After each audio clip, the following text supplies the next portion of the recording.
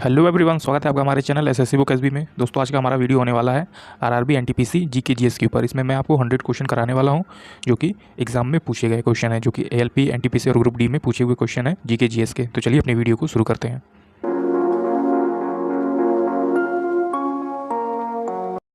पहला क्वेश्चन आता है दोस्तों हमारा, जो कि है भारतीय राष्ट्रीय ध्वज को किसने डिजाइन किया था।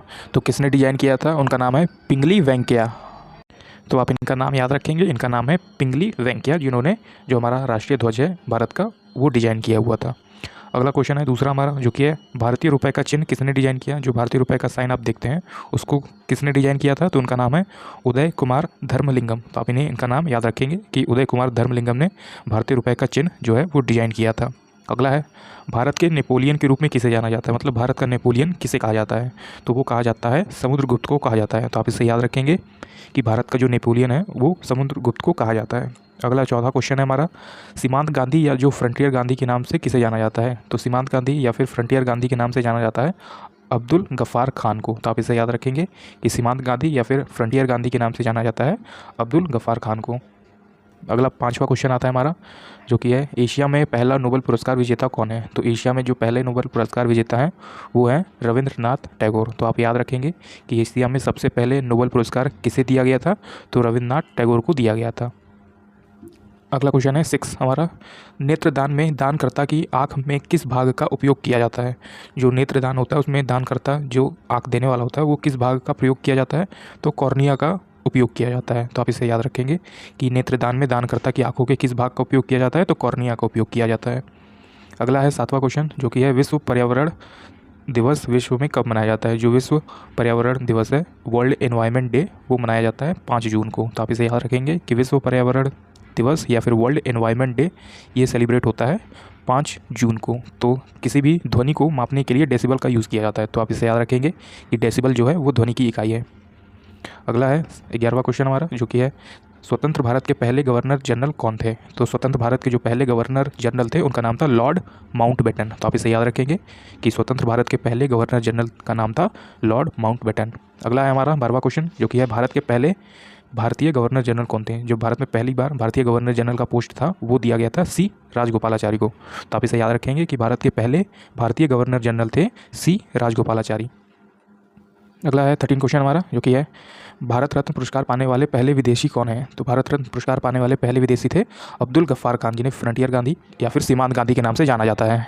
अगला है 14 क्वेश्चन हमारा, जो कि है कांग्रेस के संस्थापक कौन थे। तो इनका नाम है एलन ऑक्टेवस हुम, जिसे शॉर्ट फॉर्म में AO हुम आप याद रखेंगे। ये 1885 में 1885 में इसकी स्थापना किया था। तो आप इसे याद रखेंगे, कांग्रेस की स्थापना 1885 में हुई थी AO हुम के द्वारा। 15वां क्वेश्चन हम देखेंगे, हमसे पूछा गया है पहले लोकसभा अध्यक्ष कौन थे। तो पहले जो लोकसभा अध्यक्ष थे उनका नाम था जीवी मालवंकरी। तो आप इसे याद रखेंगे, जीवी मालवंकरी जो थे वो लोकसभा के पहले अध्यक्ष थे। अगला क्वेश्चन है 16, शहद में कौन सी शर्करा पाई जाती है। जो शहद होता है उसमें कौन सी शर्करा पाई जाती है, तो फ्रक्टोज पाया जाता है। तो आप इसे याद रखेंगे, ये कुछ साइंस के क्वेश्चन भी इसमें ऐड है। तो शहद में आप याद रखेंगे कौन सा शर्करा पाया जाता है, तो फ्रुक्टोज जो है वो शहद में शर्करा पाई जाती है। अगला है रॉकेट किस सिद्धांत पर कार्य करता है। तो रॉकेट जो है वो न्यूटन के 3rd लॉ पे काम करता है और न्यूटन का तीसरा नियम। तो आप इसे याद रखेंगे कि रॉकेट जो है वो किस सिद्धांत पे काम करता है, न्यूटन के तीसरे नियम के अनुसार रॉकेट जो है वो काम करता है। अगला है बिजली के बल्ब में कौन सी गैस भरी जाती है। तो बिजली के बल्ब में कौन सी गैस भरी होती है, तो ऑर्गन भरी होती है। तो आप याद रखेंगे कि बिजली के बल्ब में ऑर्गन गैस भरी होती है। भारत में पहली ध्वनि फिल्म कौन सी थी। तो भारत की जो पहली आवाज़ देने वाली फिल्म थी, मतलब उस फिल्म में आवाज़ था, वो था आलम आरा। तो आप इसे याद रखेंगे, भारत में जो पहली फिल्म बनी थी जिसमें वॉइस था, जिसमें आवाज़ था, वो फिल्म था आलम आरा। अगला है 20वां क्वेश्चन, जो कि है भूदान आंदोलन किसने शुरू किया था। जो भूदान आंदोलन था वो किसने शुरू किया था, तो आचार्य विनोबा भावे ने शुरू किया था। तो आप इसे याद रखेंगे कि भूदान आंदोलन किसने शुरू किया, आचार्य विनोबा भावे ने शुरू किया था। कौन सी नदी सुंदरवन डेल्टा बनाती है। तो सुंदरवन जो डेल्टा बनाती है वो कौन सी नदी बनाती है, तो गंगा नदी बनाती है। तो आप इसे याद रखेंगे कि सुंदरवन डेल्टा बनाती है गंगा नदी। अगला क्वेश्चन आता है दोस्तों हमारा, जो कि भारत में किस राज्य की सबसे लंबी तट रेखा है। तट रेखा मतलब कोस्ट लाइन, जो मतलब किनारे पे है। तो भारत में किस राज्य की सबसे लंबी कोस्ट लाइन है, तो गुजरात की है। अगर गुजरात ऑप्शन में ना हो तो आंध्र प्रदेश होगा इसके बाद, अगर आंध्र प्रदेश भी ना हो तो तमिलनाडु होगा। तो आप इसे क्रम से याद रख लीजिए, इसे GAT के रूप में आप याद रख लीजिए। जैसे गुजरात, G से गुजरात, A से आंध्र प्रदेश और T से तमिलनाडु, ये तीनों जो है वो सबसे लंबी तटरेखा है। सबसे पहले नंबर पे गुजरात है, फिर दूसरे नंबर पे आंध्र प्रदेश और फिर तीसरे नंबर पे तमिलनाडु है। तो आप इस तरह से इसे याद रख सकते हैं। अगला है 23 क्वेश्चन, कौन सा देश भारत के साथ सबसे लंबी सीमा को छूता है, मतलब किसकी बॉर्डर लाइन सबसे ज़्यादा है, तो बांग्लादेश की बॉर्डर लाइन जो है वो सबसे ज़्यादा है। आप इसे याद रखेंगे कि भारत के साथ सबसे लंबी सीमा जो है वो साझा करता है बांग्लादेश। अगला है अर्थशास्त्र का जनक कौन है, तो अर्थशास्त्र का जनक माना जाता है एडम स्मिथ को। तो आप इसे याद रखेंगे कि अर्थशास्त्र का जनक माना जाता है एडम स्मिथ को। 25 क्वेश्चन है हमारा, किस वेद में गायत्री मंत्र है, तो ऋग्वेद में जो है वो गायत्री मंत्र का उल्लेख किया गया है। अगला है 26 क्वेश्चन हमारा, सत्यमेव जयते कहाँ से लिया गया है, तो सत्यमेव जयते लिया गया है मुंडक उपनिषद से। तो आप इसे याद रखेंगे कि सत्यमेव जयते लिया गया है मुंडक उपनिषद से। ये दोस्तों काफ़ी इंपॉर्टेंट क्वेश्चन है जो आपके प्रीवियस ईयर रेलवे एग्जाम में पूछे गए हैं, चाहे वो एलपी का एग्जाम हो, ग्रुप डी का हो, या फिर एनटीपीसी का एग्जाम क्यों ना हो, इसमें सभी क्वेश्चन जो है वो एग्जाम में पूछे गए हैं। 27वां क्वेश्चन देखते हैं हम, जो कि हमसे पूछा गया है, वंदे मातरम कहाँ से लिया जाता है, तो वंदे मातरम लिया गया है आनंद मठ से। तो आप इसे याद रखेंगे कि वंदे मातरम लिया गया है आनंद मठ से।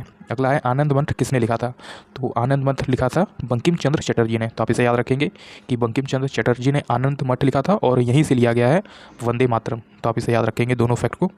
अगला है पंचतंत्र किसने लिखा, तो पंचतंत्र लिखा था विष्णु शर्मा ने। 29 क्वेश्चन है हमारा कि पंचतंत्र किसने लिखा, तो पंचतंत्र लिखा था विष्णु शर्मा ने। अगला है 30 क्वेश्चन, सत्य प्रकाश किसने लिखा, सत्य प्रकाश लिखा था स्वामी दयानंद सरस्वती ने। तो आप इसे याद रखेंगे सत्यार्थ प्रकाश किसने लिखा, तो स्वामी दयानंद सरस्वती ने लिखा था। अगला क्वेश्चन आता है 31, जो कि है संविधान के निम्नलिखित में से कौन सा अनुच्छेद वित्तीय आपातकाल से संबंधित है, तो वित्तीय आपातकाल से कौन सा अनुच्छेद संबंधित है, वो है आर्टिकल 360। तो आप इसे याद रखेंगे कि वित्तीय आपातकाल से संबंधित आर्टिकल है हमारा अनुच्छेद 360। अगला क्वेश्चन आता है एलपीजी सिलेंडर में किस गैस का उपयोग किया जाता है, तो एलपीजी सिलेंडर में उपयोग किया जाता है प्रोपेन और ब्यूटेन। तो आपने देखा होगा कि जो हमारा गैस सिलेंडर रहता है उसमें कौन सा गैस भरा होता है, तो प्रोपेन होता है और ब्यूटेन होता है। अगला है वायुमंडल में कौन सी गैस प्रचुर मात्रा में है, मतलब कि सबसे अधिक मात्रा में कौन सी गैस पाई जाती है वायुमंडल में, तो वो हो जाएगा नाइट्रोजन। तो आप इसे याद रखेंगे कि नाइट्रोजन जो है वो वायुमंडल में सबसे अधिक पाई जाने वाली गैस है। अगला क्वेश्चन आता है दोस्तों हमारा, जो कि है चंद्रगुप्त मौर्य की मृत्यु जो है वो कहाँ हुई थी, तो उस जगह का नाम था श्रवण बेलगोला। तो आप इसे याद रखेंगे कि चंद्रगुप्त मौर्य की मृत्यु, उनकी डेथ हुई थी श्रवण बेलगोला में हुई। अगला है 36 क्वेश्चन, गौतम बुद्ध का जन्म स्थान कहाँ हुआ था, या फिर गौतम बुद्ध का जन्म स्थान कहाँ माना जाता है, तो लुम्बिनी नेपाल में माना जाता है। तो आप इसे याद रखेंगे कि गौतम बुद्ध का जन्म कहाँ हुआ था, लुम्बिनी नेपाल में। अगला है गौतम बुद्ध ने अपना पहला उपदेश दिया था, तो गौतम बुद्ध ने अपना पहला उपदेश दिया था सारनाथ। सारनाथ कहाँ, वाराणसी में। तो आप इसे याद रखेंगे कि गौतम बुद्ध ने अपना पहला जो उपदेश दिया था वो सारनाथ में, जो कि वाराणसी में है, वहाँ पे दिया था। अगला है आर्य समाज के संस्थापक कौन थे, तो आर्य समाज के संस्थापक कौन थे, 38 क्वेश्चन है हमारा, वो है स्वामी दयानंद सरस्वती। तो आप इसे याद रखेंगे कि आर्य समाज के संस्थापक थे स्वामी दयानंद सरस्वती। फिर अगला है ब्रह्म समाज के संस्थापक, ये काफ़ी दोस्तों इंपॉर्टेंट क्वेश्चन है, ये क्वेश्चन आपसे डेफिनेटली एग्जाम में जो है वो पूछे जाते हैं, तो आप इन्हें अच्छे से याद कर लीजिए। जैसे आर्य समाज के संस्थापक थे दयानंद सरस्वती, वैसे ही ब्रह्म समाज के संस्थापक थे राजा राम मोहन राय। रामकृष्ण मिशन के संस्थापक कौन थे, तो स्वामी विवेकानंद थे। ये तीनों जो है वो काफ़ी इंपॉर्टेंट क्वेश्चन है, 38, 39 और 40। तो आप इसे एक बार फिर से याद कर लीजिए कि आर्य समाज के संस्थापक थे दयानंद सरस्वती, ब्रह्म समाज के संस्थापक थे राजा राम मोहन राय, और रामकृष्ण मिशन के संस्थापक थे स्वामी विवेकानंद। अगला क्वेश्चन आता है दोस्तों हमारा, जो कि है अभिनव भारत सोसाइटी की स्थापना किसने किया था, तो अभिनव भारत सोसाइटी की स्थापना किया था विनायक दामोदर सावरकर ने। तो आप इसे याद रखेंगे कि अभिनव भारत सोसाइटी की स्थापना की थी विनायक दामोदर सावरकर ने। अगला है 42 क्वेश्चन, बांग्लादेश को स्वतंत्रता कब मिली, तो बांग्लादेश को स्वतंत्रता मिली 16 दिसंबर 1971। तो आप इसे याद रखेंगे कि 16 दिसंबर को जो है वो बांग्लादेश को स्वतंत्रता मिली। 43 क्वेश्चन है हमारा, भारतीय राष्ट्रीय कांग्रेस के पहले मुस्लिम अध्यक्ष कौन थे, तो भारतीय राष्ट्रीय कांग्रेस के पहले मुस्लिम अध्यक्ष थे बदरुद्दीन तैयब जी। ये काफ़ी इंपॉर्टेंट क्वेश्चन है, तो आप इसे याद रखेंगे कि भारतीय राष्ट्रीय कांग्रेस के जो पहले मुस्लिम अध्यक्ष थे उनका नाम था बदरुद्दीन तैयब जी। अगला क्वेश्चन आता है दोस्तों हमारा, जो कि है 44, भारतीय राष्ट्रीय कांग्रेस की प्रथम महिला अध्यक्ष कौन थी, तो भारतीय राष्ट्रीय कांग्रेस की पहली महिला अध्यक्ष थी एनी बेसेंट। तो आप इसे याद रखेंगे। 45 क्वेश्चन है हमारा, जो कि हमसे पूछ रहा है कि कर्क रेखा कितने भारतीय राज्यों से होकर गुजरती है, तो कर्क रेखा जो है वो 8 भारतीय राज्यों से होकर गुजरती है। जैसा कि आप साइड में अभी इमेज देख पा रहे हैं, तो आप चाहें तो इन राज्यों का भी नाम याद कर सकते हैं, जो ये हैं कि कर्क रेखा 8 भारतीय राज्यों से होकर गुजरती है। अगला 46 क्वेश्चन आता है हमारा, वे स्थान जहां भारतीय करेंसी नोट छापाए जाते हैं, तो ऐसा कौन सी जगह है जहां पे भारतीय जो रुपए नोट जो है वो छापे जाते हैं, तो नासिक महाराष्ट्र। तो आप इसे याद रखेंगे कि नासिक महाराष्ट्र में जो है वो नोट छापे जाते हैं। अगला है 47 क्वेश्चन हमारा, जो कि है भारतीय रिजर्व बैंक की स्थापना कब की गई थी, मतलब आरबीआई की स्थापना किस वर्ष में हुई थी और कहाँ पे, तो 1 अप्रैल 1935 को कोलकाता में हुआ था। तो आप इसे याद रखेंगे कि आरबीआई की स्थापना हुई थी 1 अप्रैल 1935 कोलकाता में। अगला है 48, भाषा के आधार पर बना पहला राज्य कौन सा था, तो जो भाषा के आधार पर सबसे पहला राज्य बना था वो था आंध्र प्रदेश। तो आप इसे याद रखेंगे कि भाषा के आधार पर बना पहला राज्य था आंध्र प्रदेश। अगला है हमारा 49 क्वेश्चन, जो कि है भारतीय अंतरिक्ष कार्यक्रम के जनक कौन है। तो भारतीय अंतरिक्ष कार्यक्रम के जनक माने जाते हैं डॉक्टर विक्रम साराभाई। तो आप इसे याद रखेंगे कि भारतीय अंतरिक्ष कार्यक्रम के जनक माने जाते हैं डॉक्टर विक्रम साराभाई को। 50 क्वेश्चन आता है हमारा, भारत की खोज या फिर भारत को किसने खोजा या फिर देखा था। तो वास्को डी गामा ने पहली बार भारत को देखा था, जो कि पुर्तगाल का निवासी था 1498 में, मतलब 1498 में पहली बार इसने भारत की खोज की या फिर इसने भारत को देखा था। तो दोस्तों यहाँ तक हमने अपने 50 क्वेश्चन कंप्लीट कर लिए। अगर आपको दोस्तों इसका PDF चाहिए तो नीचे डिस्क्रिप्शन में हमारा व्हाट्सअप नंबर दिया है, आप उस पर मैसेज करके ये PDF मात्र हमसे 10 रुपये में ले सकते हैं, जिसमें टॉप 100 क्वेश्चन जो कि RRB के द्वारा पूछे गए हैं अपने एग्जाम्स वगैरह में। अगला 51 क्वेश्चन आता है हमारा, ISRO जिसे इसरो कहते हैं, इंडियन स्पेस रिसर्च ऑर्गेनाइजेशन, कहाँ स्थित है। तो ये बेंगलोर में स्थित है। तो आप इसे याद रखेंगे कि इसरो कहाँ स्थित है, तो बेंगलोर में स्थित है। 52 क्वेश्चन है हमारा, भारत में पहली बार राष्ट्रीय आय का अनुमान किसने लगाया था। तो भारत में पहली बार राष्ट्रीय आय का अनुमान लगाया था दादा भाई नौरोजी ने। तो आप इसे याद रखेंगे कि भारत में पहली बार राष्ट्रीय आय का अनुमान लगाया था दादा भाई नौरोजी ने। 53 क्वेश्चन है हमारा, किस शहर को भारत की सिलिकॉन वैली के नाम से जाना जाता है। तो किस शहर को भारत की सिलिकॉन वैली के नाम से जाना जाता है, तो बेंगलोर को जाना जाता है। तो आप इसे याद रखेंगे कि भारत का सिलिकॉन वैली जाना जाता है बेंगलोर को। अगला है 54 क्वेश्चन, जो कि है भारत के सर्वोच्च न्यायालय के पहले मुख्य न्यायाधीश कौन है। तो हीरालाल जे कानिया। तो आप इसे याद रखेंगे कि भारत के पहले सर्वोच्च न्यायालय के पहले मुख्य न्यायाधीश हैं हीरालाल जे कानिया। दुनिया की पहली महिला प्रधानमंत्री कौन है। तो दुनिया की जो पहली महिला प्रधानमंत्री है वो सिरिमावे भंडार नायके है। तो आप इन्हें याद रखेंगे कि दुनिया की पहली प्रधानमंत्री है सिरिमावे भंडार नायके। 56 क्वेश्चन आता है हमारा, भारत की पहली महिला राज्यपाल कौन है। तो भारत की जो पहली महिला राज्यपाल बनी थी उनका नाम था सरोजनी नायडू। तो आप इन्हें याद रखेंगे कि भारत की पहली महिला राज्यपाल का नाम था सरोजनी नायडू। भारत के पहले मुख्यमंत्री कौन है। तो भारत के पहले मुख्यमंत्री हैं सुचेता कृपलानी। तो आप इसे याद रखेंगे कि भारत के पहले मुख्यमंत्री कौन थे, तो सुचेता कृपलानी थे। अगला है, कोणार्क का सूर्य मंदिर कहाँ स्थित है। तो कोणार्क का जो सूर्य मंदिर है वो उड़ीसा में स्थित है। तो आप इसे याद रखेंगे कि कोणार्क का जो सूर्य मंदिर है वो उड़ीसा में स्थित है। 59 क्वेश्चन आता है हमारा, जो कि हमसे पूछा है कि भारत का सबसे ऊंचा जलप्रपात कौन सा है। तो जोग फॉल। तो आप इसे याद रखेंगे कि जोग फॉल जो है वो भारत का सबसे ऊंचा जलप्रपात है।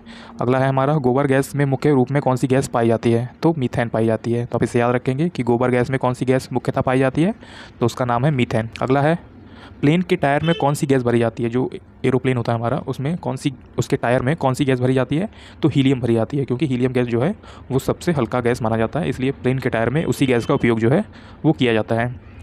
कीबोर्ड पर कितनी की होती है। जो एक स्टैंडर्ड कीबोर्ड होता है हमारा उसमें कितने की होते हैं, तो 101 की होते हैं। तो आप इसे याद रखेंगे कि जो स्टैंडर्ड कीबोर्ड होता है, मतलब वो गेमिंग वगैरह से रिलेटेड कीबोर्ड ना हो, एक नॉर्मल स्टैंडर्ड कीबोर्ड हो, तो उसमें 101 की होते हैं। या फिर नॉर्मल कीबोर्ड में कितने की होते हैं, तो 101 की होते हैं। 63 क्वेश्चन आता है हमारा, जो कि हमसे पूछा है, भारतीय राष्ट्रीय कांग्रेस के प्रथम अध्यक्ष कौन थे। तो WC बनर्जी थे। तो आप इनका नाम याद रखेंगे कि भारतीय राष्ट्रीय कांग्रेस के प्रथम अध्यक्ष का नाम था WC बनर्जी। 64 क्वेश्चन आता है दोस्तों हमारा, भारतीय राष्ट्रीय कांग्रेस की पहली भारतीय महिला अध्यक्ष सरोजनी नायडू थी, और सिर्फ आपसे महिला पूछे तो एनी बेसेंट थी।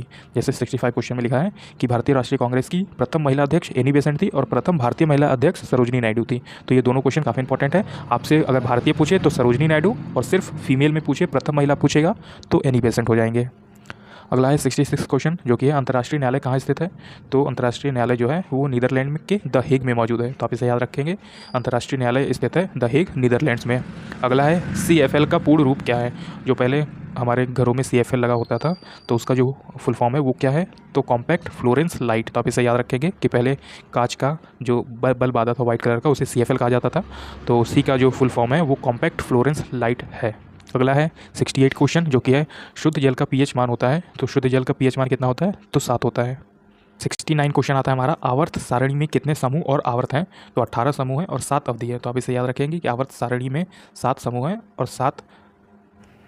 अगला 69 क्वेश्चन आता है, आवर्त सारणी के कितने समूह और आवर्त हैं। तो 18 समूह और 7 अवधि है। तो आप इसे याद रखेंगे कि आवर्त सारणी में 18 समूह है और 7 अवधि है। अगला है 70 क्वेश्चन, अभ्रक का विश्व का सबसे बड़ा उत्पादक देश कौन सा है। तो अभ्रक जो सबसे ज़्यादा पाया जाता है विश्व में वो भारत में, मतलब इंडिया में पाया जाता है। तो आप इसे याद रखेंगे कि अभ्रक का जो विश्व में सबसे बड़ा उत्पादक देश है वो भारत है। 71 क्वेश्चन आता है हमारा, जो कि भारत के आधार पर गठित भाषा का पहला राज्य कौन सा था। तो आंध्र प्रदेश था। तो भारत में जब भी भाषा के आधार पर पहला राज्य बना था वो आंध्र प्रदेश था। 72 क्वेश्चन आता है हमारा, वायुमंडल में सबसे निचली परत है। तो वायुमंडल की जो सबसे निचली परत है वो शोभमंडल है। तो आप इसे याद रखेंगे, वायुमंडल की सबसे निचली परत शोभमंडल है। 73 क्वेश्चन आता है दोस्तों हमारा, दुनिया का पहला ICS मतलब होता है इंडियन सिविल सर्वेंट, मतलब भारतीय सिविल सेवा। तो उस टाइम पे जैसे यूपीएससी अभी इस टाइम की है, तो उस टाइम पे भारतीय सिविल सेवा थी, तो उस समय की जो परीक्षा पास की थी वो पहले थे सत्येंद्रनाथ टैगोर, तो इसलिए ये काफ़ी इंपॉर्टेंट है। तो आप इन्हें याद रखेंगे कि भारतीय सिविल सेवा का परीक्षा सबसे पहले किसने क्रैक किया था, तो सत्येंद्रनाथ टैगोर ने क्रैक किया था। अगला है 74 क्वेश्चन हमारा, जो कि है भारत में पहली रेलवे शुरू कब की गई, तो 16 अप्रैल 1853 में ये शुरू की गई थी, और कहाँ से कहाँ तक चली थी, तो मुंबई से ठाणे के बीच में चली थी, तो आप इसे याद रखेंगे। 75 क्वेश्चन है, भारत का अंतिम मुगल सम्राट कौन था, तो उसका नाम था बहादुर शाह द्वितीय, तो आप इसे याद रखेंगे, बहादुर शाह सेकंड जो था वो भारत का अंतिम मुगल सम्राट जाना जाता है। अगला है 76 क्वेश्चन, पानीपत की लड़ाई जो पहली लड़ाई थी वो कब लड़ी गई, तो 1526 में लड़ी गई थी, तो आप इसे याद रखेंगे कि पानीपत की पहली लड़ाई लड़ी गई थी 1526 में। पानीपत की दूसरी लड़ाई लड़ी गई थी 1556 में, तो 1526 में पहली और 1556 में दूसरी पानीपत की लड़ाई लड़ी गई थी, आप इसे याद रखेंगे। अगला है प्लासी का युद्ध कब लड़ा गया था, तो प्लासी का युद्ध लड़ा गया था 1757 में, तो ये तीनों युद्ध काफ़ी इंपॉर्टेंट है। एक बार फिर से आप देख लीजिए कि पानीपत की जो फर्स्ट लड़ाई थी, पहली लड़ाई, वो 1526 में, पानीपत की दूसरी लड़ाई जो थी वो 1556 में 1556 में, और प्लासी का युद्ध लड़ा गया था 1757 में। 79 क्वेश्चन आता है, बक्सर का युद्ध कब लड़ा गया था, तो 1764 में लड़ा गया था, तो आप इसे याद रखेंगे कि 1764 में लड़ा गया था बक्सर का युद्ध। अगला है मानव अधिकार दिवस कब मनाया जाता है, तो मानव अधिकार दिवस मनाया जाता है 10 दिसंबर को, तो आप इसे नाम याद रखेंगे कि मानव अधिकार दिवस मनाया जाता है 10 दिसंबर को। एड्स दिवस कब मनाया जाता है, तो एड्स दिवस मनाया जाता है 1 दिसंबर को, तो आप इसे याद रखेंगे कि एड्स दिवस मनाया जाता है 1 दिसंबर को। 83 क्वेश्चन आता है हमारा, मजदूर दिवस कब मनाया जाता है, वर्ल्ड लेबर डे मनाया जाता है 1 मई को। 84 क्वेश्चन आता है, विटामिन सी का सबसे अच्छा स्रोत क्या है, तो विटामिन सी का सबसे अच्छा स्रोत आंवला माना जाता है, नींबू, संतरा, इस तरह के जो खट्टे फल होते हैं, खट्टी सब्जियां होती हैं, उसमें विटामिन सी सबसे अच्छी मात्रा में होता है, तो फिलहाल इस क्वेश्चन का राइट आंसर है आंवला, तो आप इसे याद रखेंगे, विटामिन सी का सबसे अच्छा स्रोत माना जाता है आंवला। अगला है ELISA, एलिसा परीक्षण किससे संबंधित है, तो एलिसा परीक्षण संबंधित है एड्स से, ये नाम आप याद रखेंगे कि एलिसा परीक्षण संबंधित है एड्स से। अगला है, एक कटा हुआ हीरा किस कारण से शानदार तरीके से चमकता है, तो एक कटा हुआ हीरा जो सबसे ज़्यादा चमकता है वो किस वजह से होता है, तो पूर्ण आंतरिक परावर्तन के कारण जो है वो सबसे अच्छा तरीके से वो हीरा चमकता है, तो उसका रीज़न क्या है, पूर्ण आंतरिक परावर्तन। जो भूकंप की तीव्रता होती है वो किसके द्वारा मापी जाती है, तो 87 क्वेश्चन में हमसे पूछा जाता है कि भूकंप की तीव्रता किसके द्वारा मापी जाती है, तो सिस्मोग्राफ से भूकंप की तीव्रता जो है वो मापी जाती है, तो आप इसे याद रखेंगे कि भूकंप की तीव्रता मापी जाती है सिस्मोग्राफ से। 88 क्वेश्चन है, क्या टैक्स केंद्र सरकार से संबंधित है, तो इसका राइट आंसर है कि हाँ, कि उत्पादन शुल्क, सीमा शुल्क और आयकर शुल्क ये सभी जो है वो केंद्र सरकार से संबंधित है। अगला है, रेगुर मिट्टी का दूसरा नाम, तो रेगुर मिट्टी का दूसरा नाम ही काली मिट्टी होता है, तो आप इसे याद रखेंगे कि रेगुर मिट्टी का ही दूसरा नाम काली मिट्टी है। अगला है, गुरु शिखर चोटी किस राज्य में स्थित है, तो गुरु शिखर चोटी जो काफ़ी इंपॉर्टेंट और फेमस चोटी है ये राजस्थान में स्थित है, तो आप इसे याद रखेंगे कि गुरु शिखर चोटी किस राज्य में स्थित है, तो राजस्थान में स्थित है। 91 क्वेश्चन आता है हमारा, भारत के संविधान के तहत एक धन विधेयक पेश किया जाता है, तो एक धन विधेयक सिर्फ कहाँ पे पेश होगा, लोकसभा में पेश होगा, तो आप इसे याद रखेंगे, भारत के संविधान के तहत जो धन विधेयक होगा वो लोकसभा में पेश किया जाएगा। 92 क्वेश्चन है हमारा, निम्नलिखित में से किसे भंग नहीं किया जा सकता, किसी भी समय समाप्त नहीं किया जा सकता, तो राज्य विधान परिषद जो है उन्हें भंग नहीं किया जा सकता, तो आप इसे याद रखेंगे कि किस पार्ट को जो है या फिर किस बॉडी को भंग नहीं किया जाता, तो राज्य विधान परिषद को जो है वो किसी भी समय में भंग या फिर समाप्त नहीं किया जा सकता। 93 क्वेश्चन आता है, संसद में शून्यकाल का समय होता है, तो आप इसे याद रखेंगे कि संसद में जो शून्यकाल का समय होता है, 0 आवर जिसे कहते हैं, वो दोपहर 12 बजे से दोपहर 1 बजे के बीच होता है, तो आपने याद रखा कि 0 आवर या फिर शून्यकाल का समय होता है दोपहर के 12 बजे से दोपहर के 1 बजे तक। 95 क्वेश्चन आता है हमारा, जो 95 क्वेश्चन है वो है, संविधान सभा की अंतिम बैठक कब हुई थी, जो संविधान सभा की अंतिम बैठक हुई थी वो 24 जनवरी 1950 को हुई थी, 1950 को हुई थी, तो आप इसे याद रखेंगे कि संविधान सभा की जो आखिरी बैठक है या फिर अंतिम बैठक है वो हुई थी 24 जनवरी 1950 को।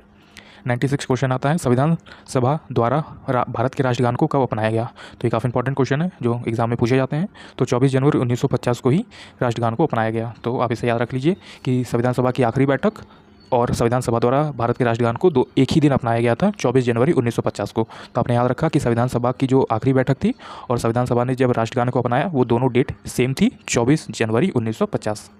अगला है 97 क्वेश्चन हमारा, जो कि है भारत के राष्ट्रीय ध्वज को कब अपनाया गया था, तो 22 जुलाई 1947 को अपनाया गया था, तो आप इसे याद रखेंगे कि भारत के राष्ट्रीय ध्वज को अपनाया गया था 22 जुलाई 1947 को। 98 क्वेश्चन आता है हमारा, बुद्ध ने किस भाषा में उपदेश दिया था, जो बुद्ध ने किस भाषा में उपदेश दिया था, तो पाली भाषा होती है उसी भाषा में उपदेश दिया था बुद्ध ने, तो आप इसे याद रखेंगे कि बुद्ध ने किस भाषा में उपदेश दिया, तो पाली भाषा में दिया। 99 क्वेश्चन है हमारा, किस संशोधन द्वारा संपत्ति के अधिकार को हटा दिया गया था? जो 44वां संविधान संशोधन हुआ था उसके द्वारा संपत्ति को हटाकर 300A में रख दिया गया था। तो आप इसे याद रखेंगे कि किस संशोधन के द्वारा संपत्ति के अधिकार को हटाया, तो वो 44वें संविधान संशोधन के अनुसार हटा दिया गया था। आज का 100 क्वेश्चन है हमारा, पानी का घनत्व अधिकतम होता है तो किस डिग्री पे होता है?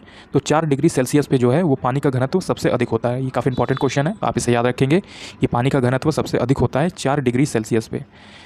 अगला है हमारा, काजीरंगा राष्ट्रीय उद्यान संकटपन्नों का एकमात्र प्राकृतिक आवास है। तो काजीरंगा राष्ट्रीय उद्यान जो है वो असम में है और ये एक सींग वाले गेंडे के लिए फेमस है। तो आप इसे याद रखेंगे कि काजीरंगा राष्ट्रीय उद्यान जो है वो असम में है और ये एक सींग वाले गेंडे के लिए फेमस है। 102 क्वेश्चन है, किसकी कमी से रक्त का जो थक्का है ब्लड क्लॉटिंग नहीं बनता? तो अगर आपके में विटामिन के कम होगा या फिर उसकी कमी होगी तो चोट लगने के बाद जो जगह होता है वहाँ पे ब्लड का थक्का या फिर ब्लड क्लॉटिंग जो है वो नहीं बनेगी, खून बहता रहेगा। 103 क्वेश्चन आता है, भारत का संविधान बनाने का विचार किसने दिया था? तो M.N. रॉय ने दिया था। तो आप इसे याद रखेंगे कि भारत का संविधान बनाने का विचार दिया था M.N. रॉय। और क्वेश्चन आता है हमारा 104, किसे राज्यसभा के सभापति के रूप में संबोधित किया जाता है? तो राज्यसभा का जो सभापति होता है वो उपराष्ट्रपति ही होता है। तो आप इसे याद रखेंगे कि उपराष्ट्रपति को उसकी सैलरी जो है वो उपराष्ट्रपति के लिए नहीं, राज्यसभा का सभापति बनने के लिए दिया जाता है। तो आपने याद रखा कि जो राज्य का सभापति होता है राज्यसभा का, वो उपराष्ट्रपति ही होता है। तो जैसा कि दोस्तों आपने देखा, इस वीडियो में हमने कंप्लीट किया 100 जीके जीएस के क्वेश्चन जो कि प्रीवियस ईयर एग्जाम में आरआरबी के एग्जाम में पूछे गए थे। अगर आपको वीडियो हमारी पसंद आई तो हमारी इस वीडियो को एक लाइक ज़रूर कर दीजिएगा और अपने आरआरबी एनटीपीसी एग्जाम्स के लिए हमारे चैनल एसएससी बुक एसबी को ज़रूर सब्सक्राइब कर लीजिएगा। मिलते हैं आपसे दोस्तों नेक्स्ट आरआरबी की नेक्स्ट वीडियो में। तब तक के लिए पढ़ते रहिए और हमेशा अपनी लक्ष्य की तरफ आगे बढ़ते रहिए। Thank you.